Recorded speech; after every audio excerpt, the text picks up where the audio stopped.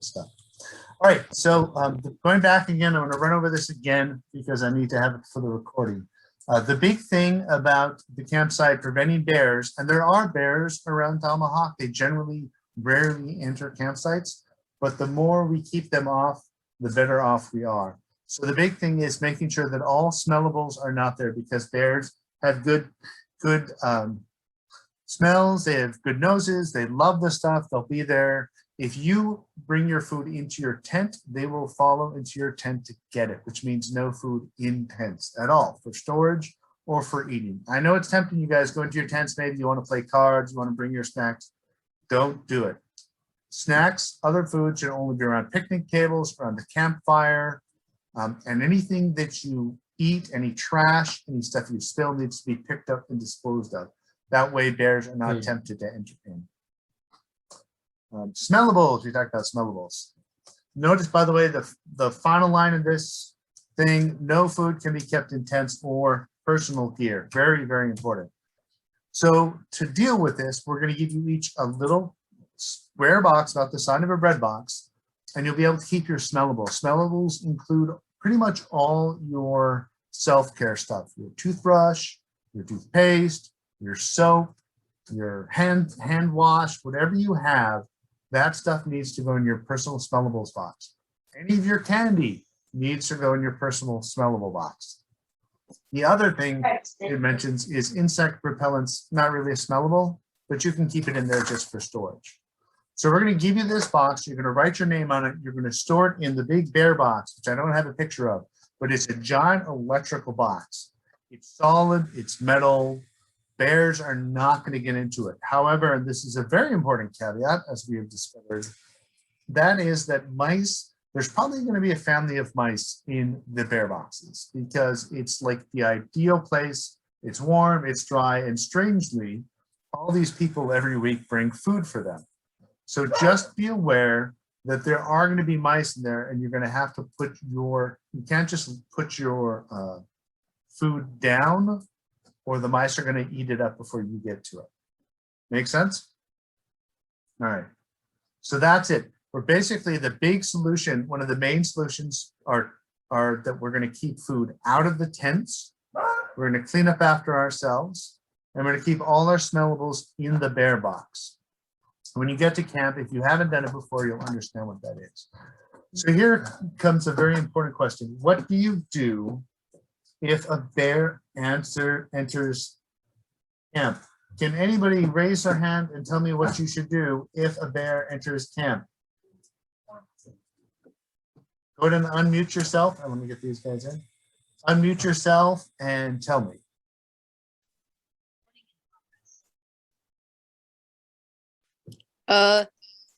You shouldn't try to anger the bear.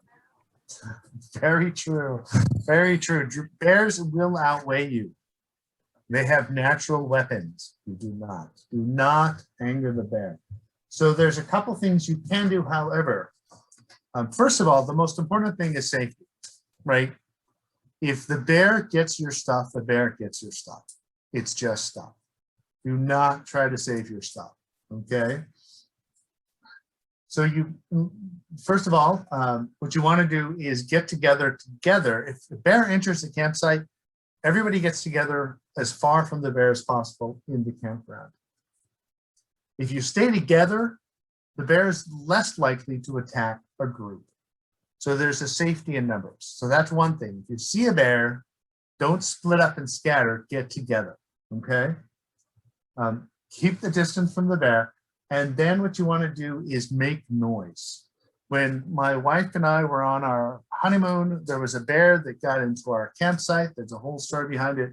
But she began to pound the pots, and the bear was terrified and ran away, at least a little distance. So if you make a lot of noise, the bears are not going to be happy. It doesn't mean you charge the bears. You just make a lot of noise. Make sense? Also, what you want to do is, if a bear gets into camp, if a bear is rummaging around in your area, you do two things. One, you post people down at the entrance to the camp, you know, where it comes off the road, to tell people don't come in because there's a bear. And then you go and you tell the staff that there's a bear. Never throw anything at a bear. Never charge at a bear. The bear is bigger than you. The bear is taller than you. The bear is stronger than you. Your job is to make the bear not want to go near you, but not to make the bear upset. All right. Any question? I have a question about mess kits. Do those go in the Good box? question. Yes, very good question. Mess kits, if you remember, after every dinner, we're going to scrape off all our food, and then we're going to wash the mess kits really well, and then we're going to hang them. So in theory, if you actually do a good job washing your mess kits, they should not be smellables. That water, which may be smellable, we actually dump into a hole that's underground. So that's a very good question. The food itself will be disposed of in a way that gets it out of camp, or at least into the bear box, if that makes sense. So mess kits are fine as long as they're clean, which is another reason, by the way, you want to clean up your mess kits after every meal. All right, here's the thing. If for some reason we've left the food out, or somebody left something in their tent and a bear comes into the campsite and the bear discovers that there is food, what do you think the bear is going to do the next day? Come back and get more food. Oh yeah, it's found a place where it can get food. So you got to expect that it will come back. We're going to have to figure out what to do about that, and the staff will have advice. But again, the best thing to do is to prevent the bear coming in. All right. Any questions before I go on about bears? It's pretty straightforward stuff.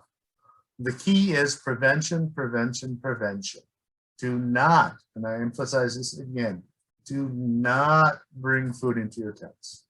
Do not bring food into your tents. All right.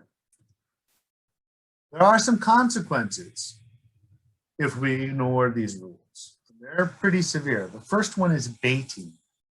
For those of you who don't know what baiting is when you play with the bear, you toy with the bear, you throw things at the bear, you leave food out for the bear. If you do that, we will leave camp. You will be forced to leave camp. There will be no refund. There will be some serious consequences. You do not do that to bears. All right. If you see a bear, you do not run. If you're going to, let's say you're out with your buddy, because remember you have the buddy system. You're walking along and you see a bear. You do not run. You slowly back away from the bear. You can raise your arms to make yourself look big, but you don't engage the bear and you do not bait the bear. If we're at camp and people are discarding wrappers all over the place, making a big mess, there will be a consequence for that. We'll have to clean it up. We'll have to perform a service project. If we're warned and we do it a second time, you know what happens? The entire troop will have to leave camp. Why is this? Can anybody tell me why they're this serious? Christopher, why do you think they're this serious? Because you also lose it for the following year and there's no refund. But I also have a question. Yes. Will you, like I noticed in the point, will you get service hours for the project? You know, that's a very good question. I expect they would possibly count as service hours, but I think that's really up to the Scoutmaster.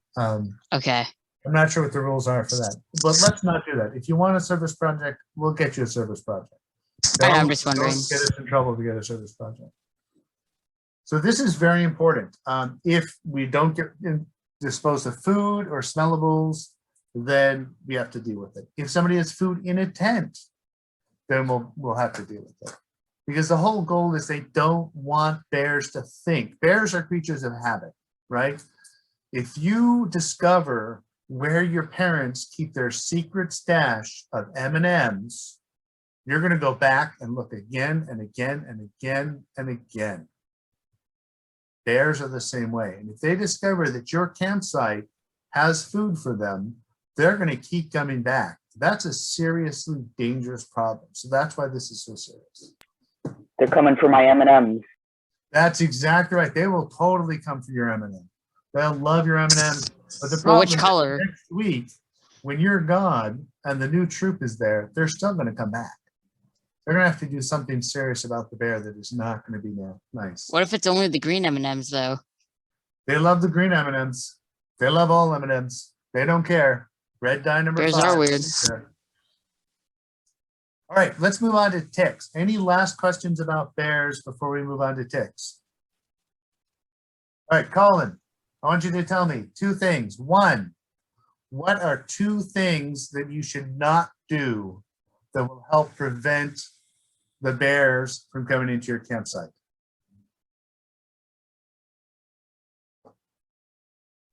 I'm not sure. All right, you're not sure what you should do. What are some preventative things that I've said over and over?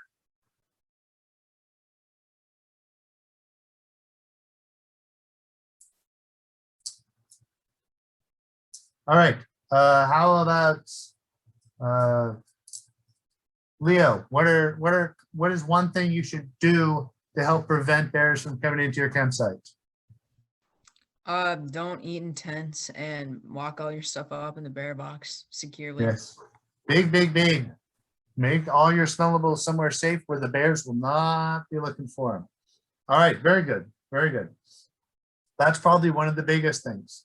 Don't put your food in your tent.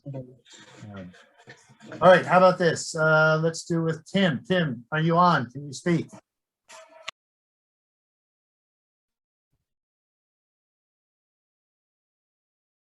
No, but I can text. All right, you know what? I'm gonna actually have Gibby answer this one. Gibby, what are some things you do? What do you do if a bear enters the campground? What you do is everyone clumps together and then you try to get as big as possible, and you don't want to mess with the bear or like provoke it or anything. You just want to all stay together. Bear won't come near you, and then if it doesn't, if we just wait until it goes away, and no one should start running, because if they start running, the bear can get aggravated, and no one should be out alone or be by the bear. Absolutely, very good, very good. I make lots of noise. You can make lots of noise if you want. Just don't throw things at the bear. Good. All right, let's move on to ticks. Ticks are no fun.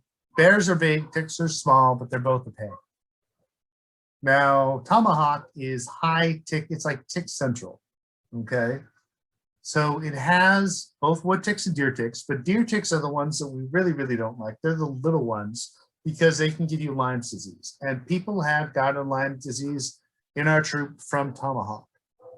And not a lot, not often. And if we do the right stuff, it'll be good chance we won't get it. But here's the way we need to deal with this.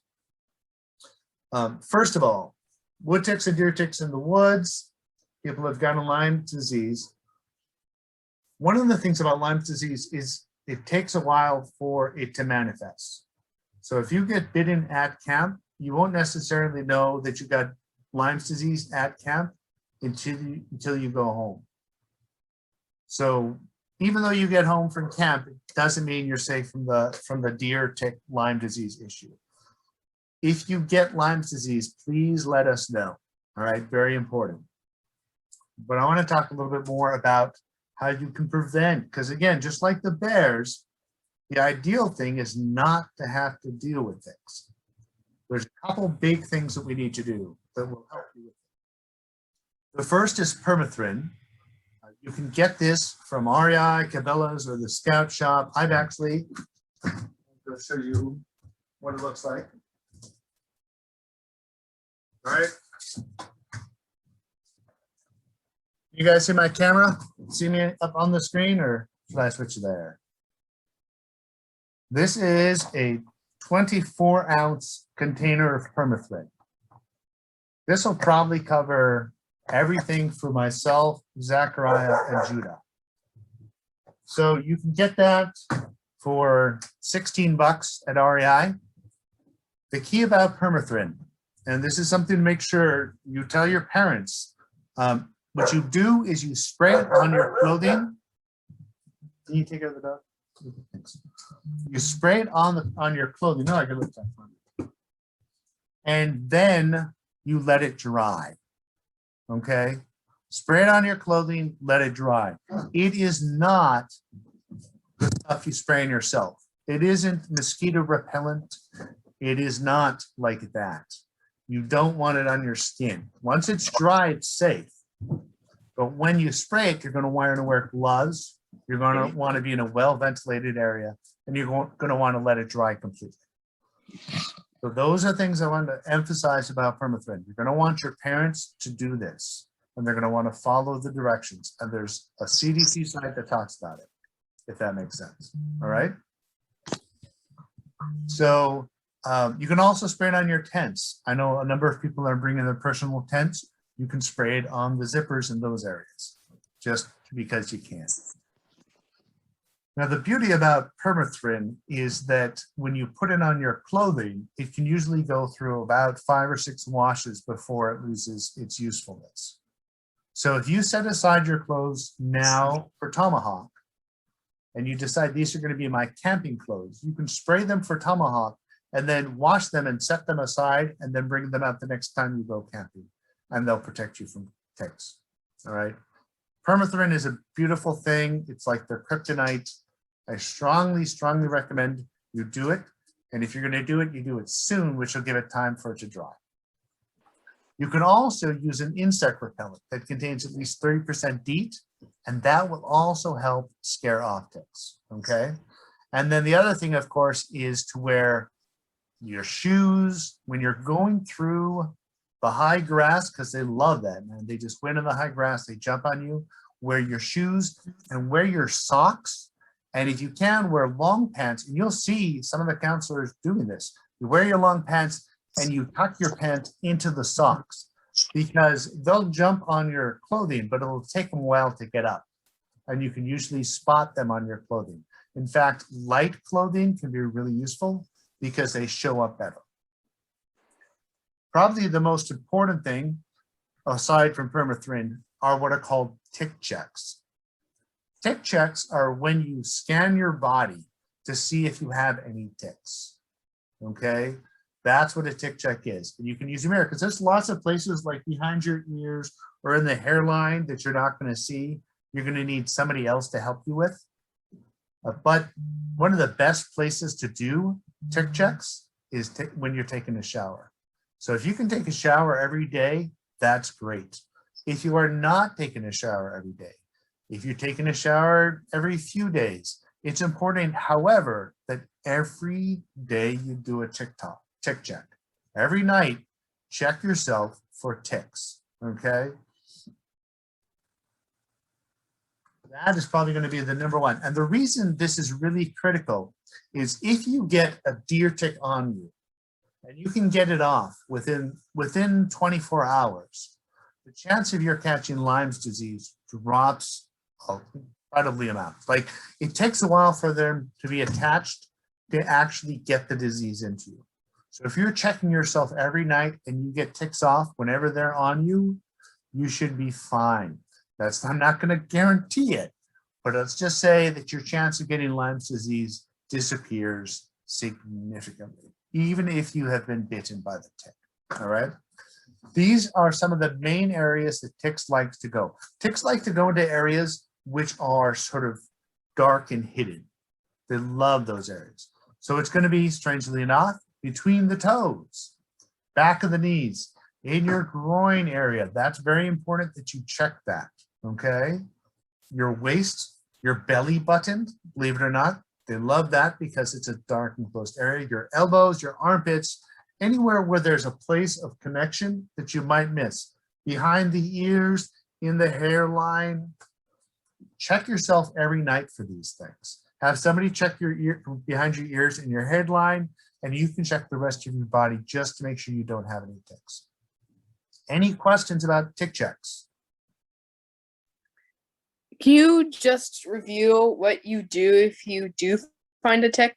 Very good. All right. Dealing with ticks. Good segue. Here's a couple basic major rules. First of all, do not pull them out by hand. All right. Don't just grab them and pull. There's a couple reasons for this. One is if you do it wrong, you're going to leave their head in your body. You don't want that. Second of all, if you pull them off, they may just bite your finger and reattach themselves.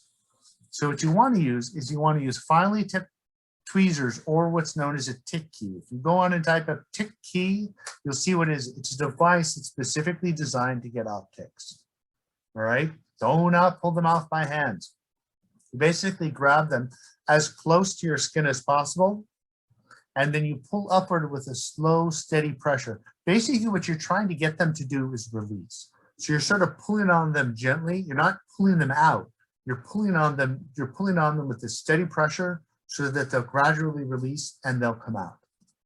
So you don't twist, you don't jerk, you just gently pull them off. If it doesn't work and the mouth gets stuck in there, then you have to pull it out with the tweezers. All right, if you can. Once you get the tick off, or just throw it down, put it in something, and you'll end up killing it. There's a number of ways to kill it. Probably the simplest is pour alcohol over the top of it. Okay, we're not going to do any flame torching things, however much fun that is. If you want, and there's a campfire going, maybe you can throw it into the campfire. Just make sure you get rid of the tick. It doesn't get out. The other thing is, once you pull the tick off, so you pull the tick out of your elbow where it was, you wash that area with soap and water, alcohol, antiseptic. You want to get all the germs and bugs out of there you can. And this is where we get into the part where it takes a while for things to appear. If a rash appears, that's a bad sign. If a rash appears, you get medical attention. So that usually means you have something like Lyme disease. If you start feeling sick when you get back from camp, get medical attention. Any questions about ticks? All right, Colin, I'll give you a second chance here. Colin, what is something you can do to help prevent ticks? Bug spray. Bug spray, and what kind of bug spray? Not just any bug spray. The one that starts with a P, I forgot what it was. Oh, okay, that's actually not bug spray, but that's bug spray. You want 30% DEET, which also will help with mosquitoes. All right. So what was the other thing that Colin was talking about? Can anyone tell me? Permethrin. Permethrin. Very good, Zachar. Permethrin. Permethrin is not bug spray. You spray it on your clothing, not on your body. All right. Joseph, you there? Yeah, can you hear me? Yes, I can hear you. Joseph, how do you apply permethrin? You spray it on your clothes all over, and then you let it dry. Absolutely. Should you be wearing your clothes when you spray it on that? No, you should just like hang them up on the No, side. that's right. No, do not spray it on your clothes when you're wearing them. That's a bad thing. You want to not get it on you. All right. How about Daniel? Daniel Barnett, are you there?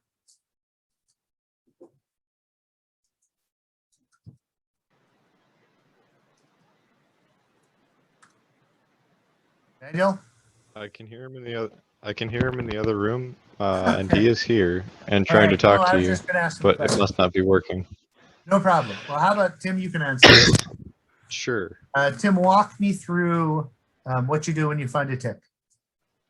I mean, you check if it's already bitten into you, and if it's not, then you can like brush it off of you because, I mean, it's not in you yet.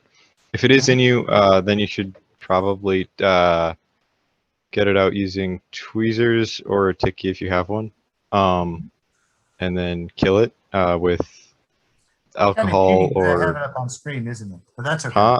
I mean, I wasn't looking at it, but yeah, and then you kill it with like either by pouring alcohol on it or burning it, or I don't know. Yes. Yes. There are a couple other ways. I think you Run can. it in alcohol. That's a great way to go. Put it Yeah. in duct tape. Whatever you want to do. Yeah. The All big right. thing is to not let not crush the tick while it's still in you, because then it'll like squeeze it into you, and that's not good. Yes. Yes. Very good. You don't want to squeeze it too much because then that gets all the junk that's in the tick. Thank you for bringing that up into your body. You want to grasp it gently and then pull it with a constant pull. If you squeeze the tick, you're basically like squirting tick stuff into you. That is not what you want. Very good. All right. Let's go a couple more, and then we'll wrap this up. Jackson Farmer. Can you tell me, hey, can you tell me a way that you prevent ticks besides the permethrin and the DEET? What are some clothes you can wear that will help prevent ticks? You can tuck your pants into your socks and wear shoes and pants. Absolutely. And by the way, you could spray your shoes with permethrin too. So any of your outerwear, your socks, your shoes, your pants, your shorts, your shirt, your hat, all those things can be sprayed with permethrin. All right, good. Very good. Any final questions about the bears and the ticks, the big threats and the little threats? Did you come up with that nickname right then, right The big there? threats and the little threats? Yes, I did. I'm rather clever, I am. I would disagree. Which threat do you think is worse? You know, it depends on whether you're talking long-term or short-term. If a bear is in the camp, that's probably a big threat, but there's not as many bears as there are ticks. So I would say, basically, the number one rule of this, if you can come away with anything from this talk, is prevent, prevent, prevent, prevent. You do not want to have to deal with them. So, yes? I have a question. Yes, sir. Would you rather fight 100 tick-sized bears or 10 bear-sized ticks? Ooh. All right, I'm gonna have to think about that one. I'm gonna say I'd rather fight neither of them. I'd rather tick-sized bears. I think tick-sized bears would be The trick is to do both so that they fight each other and you don't have to do any of the fighting. There you go. But it Why looks would twice ticks as and bears impressive. fight each other? You would make Well, they're mortal enemies. All right. Tick-sized bears, bear-sized ticks would be horrifying. That's true. Although to be fair, Right. you could torture them. You could really see the Sure. torture a lot better. Focus. Sorry. Focus. No, that's okay. It's a good question.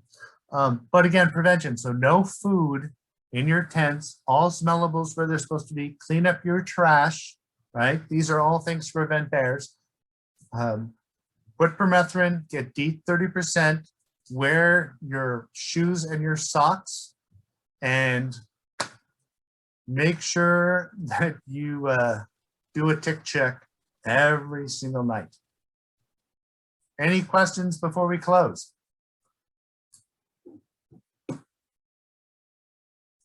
No? All right. Good. Well, thank you, everyone. I appreciate you being here. And let's see, let me stop my share.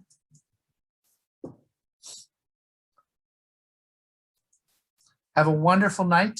I will be sending more information to you guys about what's going on. While I have you here, a couple quick things. We're planning to leave Sunday morning. We'll get to the exact time from Emmanuel Lutheran. We may decide to meet at Culver's instead.